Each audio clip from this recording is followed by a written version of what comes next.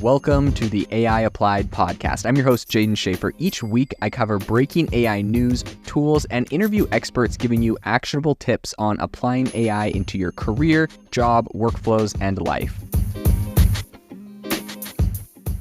Make sure that you go to aibox.ai, link in the show notes, to join the waitlist for our new AI platform. We're going to be launching an incredible platform that allows you to build anything you want with workflows in AI. So you're able to chain together ChatGPT and image generators and audio generators to make really powerful apps for your organization, or you can host them on our marketplace and actually generate royalties from them. So make sure to go to aibox.ai and join the waitlist. In addition, if you like the podcast, if you could do me a massive favor and please leave us a review on Apple or Spotify or wherever you listen to your podcast. This helps me be able to get better guests on here as they check the reviews to see how you guys are liking it. So if you could please do that, I would really appreciate it. One of America's absolute biggest consumer-facing brands and companies that everyone knows and uses is now embracing GPT technology, and that is Walmart. So in a recent interview with VentureBeat, the vice president of emerging technology at Walmart, his name is Desiree Gosby, he was talking and he said that for them at Walmart, GPT-4 is going to be as big a shift as mobile in terms of how their customers are going to expect to interact with them. So this is really interesting coming from such a big company, right? A lot of times when we see these big companies, especially when you think of Walmart, you don't necessarily think of a tech company. You more think of like, they've got all these big stores, maybe more logistics and that kind of stuff. But Walmart has been pretty forthcoming on tech, and I think that they understand that if they're not right there on the cutting edge of tech, they have big companies like Amazon who are going to absolutely eat their lunch. So I think Walmart is putting a really big focus on this. I've seen, I have a bunch of friends that work in tech at Walmart, and I've seen this for quite a long time, quite a number of years. They actually have been putting a focus on this. What's interesting is they're about to start implementing a lot of this GPT technology, but they've done similar stuff in the past. And as it is right now, they have over 20 different AI experiences integrated into Walmart, from logistics to, inventory tracking and a whole bunch of other different things that we may not see on the front end. But now from a user's perspective, I believe Walmart just revamped all of their, website and app design, and now they're about to get into GPT-4. So one of the biggest reasons they're doing this, and one of the biggest things that they're planning on doing this, is so that it can boost their existing offerings, such as text to shop, which essentially allows customers to add Walmart products to their cart by texting or speaking the names of the items that they need. And obviously GPT-4 is just such a powerful technology for this. So specifically what Gosby said is that we've had a platform that has allowed teams across Walmart to build conversational experiences for about 5 years. So this is nothing new for Walmart, but they did say that we focus on building a natural language understanding capability that is retail specific. So kind of like how I recently on a podcast talked about Bloomberg going specifically into finance with Bloomberg GPT, it looks like Walmart is going to be going into a retail specific style of GPT. And what's interesting is Walmart is, I believe, partnered with OpenAI for GPT-4 and integrating that, but they have also expressed that they do have a lot of their own data, and that they're able to incorporate and fine-tune existing models with their own data in a way that is powerful and proprietary to them. A lot of their competitors will not have such a vast amount of data. Walmart is such a massive company, and I think what a lot of people don't know is that these big, huge retailers, they do track, right, like what types of inventory sell, what types of, what times of years, what times of day. Like there's so much data that they have collected over the years that it is actually going to make for a really powerful fine-tuning of these AI models. So getting into exactly what this looks like, I think Walmart has close to 24 different experiences using GPT-4 for natural language understanding capabilities right now that they've built out, and that's including a chatbot that around 1 million Walmart associates interact with for customer support. So obviously a lot of big companies have integrated this kind of stuff for customer support. That's pretty big. But I do think it is a big step for them, considering they're just such a massive company.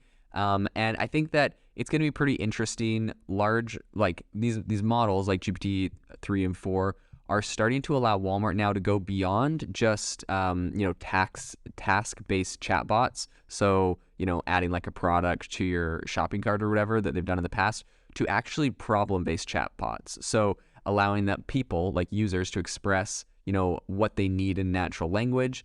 And I think the holy grail or whatever for Walmart when it comes to conversational AI is going to be if Walmart can really leverage ChatGPT-like experiences or models to anticipate what customers are looking for. And they've actually said this. So Gosby literally said, he admitted that it's, borderline creepy, but they want to be able to predict what customers want before they want it, or what they're going to need before they need it. And he said that if they can figure out how to implement the idea safely and responsibly, and he gave the example, if we know that your son's going off to camp this summer and that he has allergies, we can add allergy medications to their cart. Or, here are the things that they would recommend to prepare him for camp, etc. It's going to be pretty interesting if they can do that. A lot of people, I mean, in my opinion, it almost sounds dystopian, right? Because it's not just like the recommendations one, but Gosby, she literally said, like, if they know that he's going to summer camp, they're going to add those things to your cart, not just recommend, but like add them to your cart. And in my opinion, that seems a little, I don't know. I wonder if there's a line there, like if things are added to your cart, because, what if you add a bunch of things to your cart, don't look what's already in there, and you check it out. So I'm not sure how far that will go, if they really will add things to your cart, or if they're just going to be making the recommendations. So that will definitely be an interesting area to watch. But she did point out that Walmart isn't only using GPT-4. They have other large language models as well. And actually, Walmart began working on this quite a while ago, and they were originally using Google's BERT models, which were released back in 2018.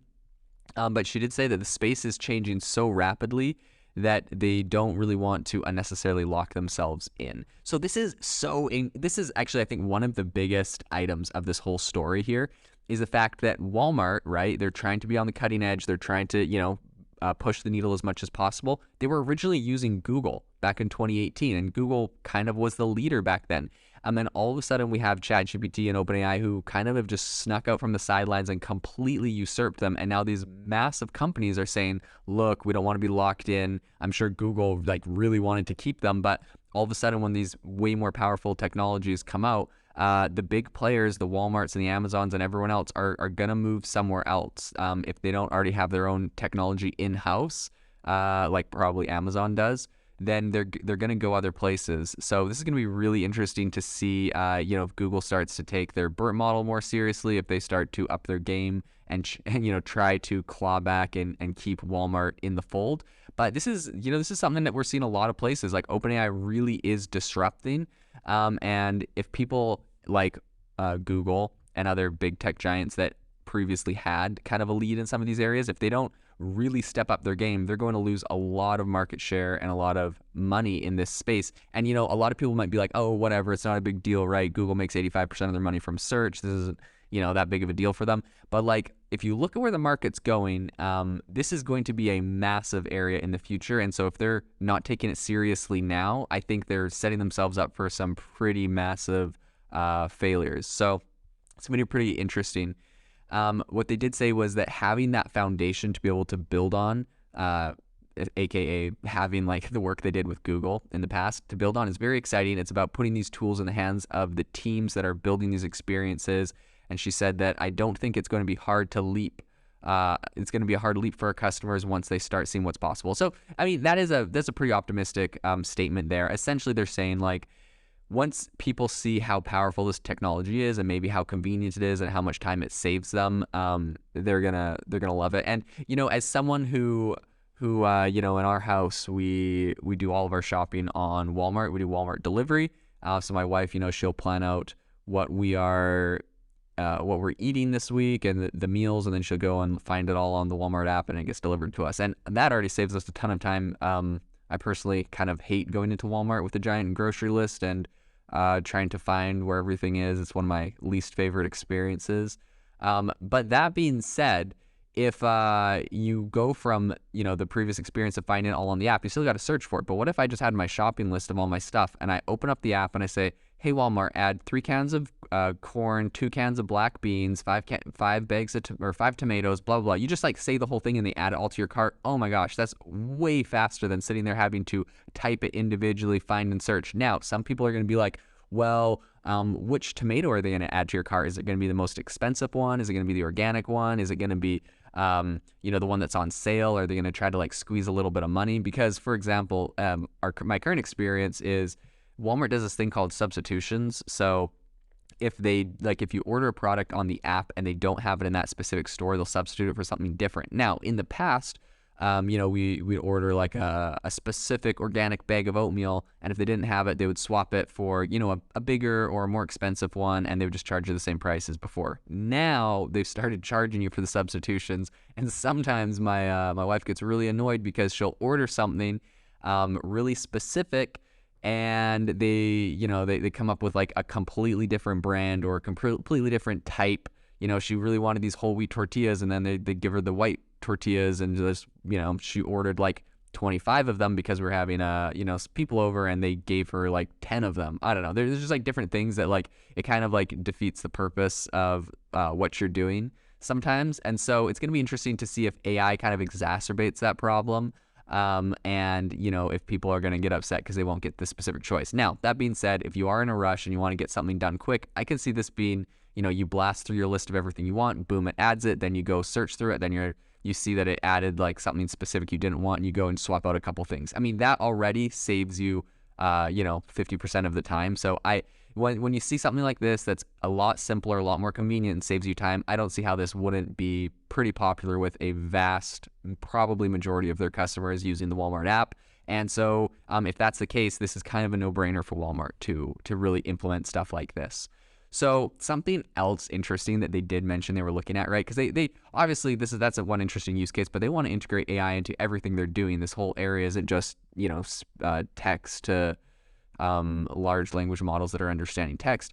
They actually said things like generative AI for imagery that they can use to generate 3D versions of their products would be really crazy. And they said even if it can't do the whole thing completely, if it just kind of gets them part of the way there and removes a lot of the manual process, as is, one really like popular common way for people to get 3D images of products right now, and probably the most common way, is that like essentially you have a special kind of camera, you have a special kind of setup, usually in a studio, where you'll take like a product, like let's say it's a shoe, and you'll stick it on, there's a couple different ways to do it. Sometimes it's just a clear platform, sometimes it's like literally pins, so like a pin on the bottom and a pin on the top, and either the camera or the product itself will spin around, but like in a perfect circle. And like for these cameras that do like the all the way around, it gets more intense. So, and it's usually just like taking millions of photos sometimes, of like every single angle, and the product doesn't move, and then it's, you get like this 3D view. So that's one way to do it. But they're saying, why do that when we can take a picture of the product, throw it into Midjourney or another tool, I guess not Midjourney for the 3D, making it 3D, but throw it into another tool that takes that image of the product and literally renders a 3D version. So that's going to be pretty insane. And that's not just Walmart, that's Amazon. That's like every single e-commerce person is going to be wanting to take advantage of that kind of capability. They did say that, Walmart's obviously going to have to be pretty careful around copyright issues with that sort of thing when they're doing generative images, but the advantage is that Walmart has a lot of their own data that they can use to help them train and get them to a place where they can start to leverage a lot of those models without having to be so concerned about the copyright, right? Like they already have a lot of these images. They're not just pulling it from online. They already have a lot of 3D imaged products. So they're going to be able to build out some powerful models or build on top of ones that exist. So, when asked if Walmart was going to create a ChatGPT plugin, this is something a lot of people have talked about. They said that the company is certainly not taking anything off the table, but, it's kind of about enabling the right kind of experiences and executing in the right way. So I think what they're saying by that is they don't really want to come up with some sort of product and then people call it, gimmicky or like not useful, and being like, why wouldn't I just use the Walmart app or go to the Walmart website where you have like sort of a more in-depth experience. And they said at the end of the day, they're going to let their customers guide them on what it is they want. And if it benefits them, it's going to be good for Walmart. So I think at the end of the day, if enough people start asking for something, they're going to build it out. They've done a good job of really focusing and building out a solid tech team. It's going to be really incredible to see how Walmart plays into this. They seem to be embracing AI wholeheartedly. And the reason why this is so interesting is because it's going to force a lot of the other players, Amazon in particular, to embrace AI more in what they're doing. As we've kind of seen AI or Amazon itself on their platform kind of shy away from AI. It's not such a big thing.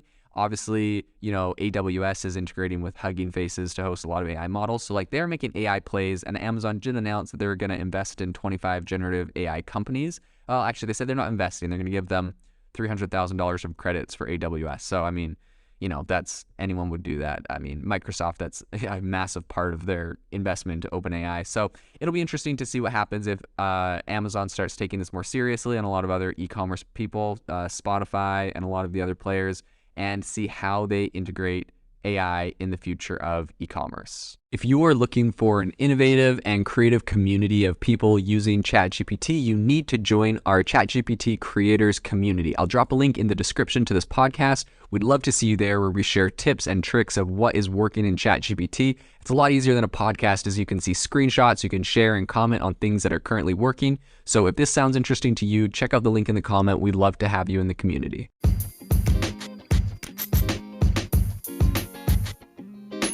Thank you for tuning in to the AI Applied podcast. Make sure to rate this wherever you listen to your podcasts, and have a fantastic rest of your day.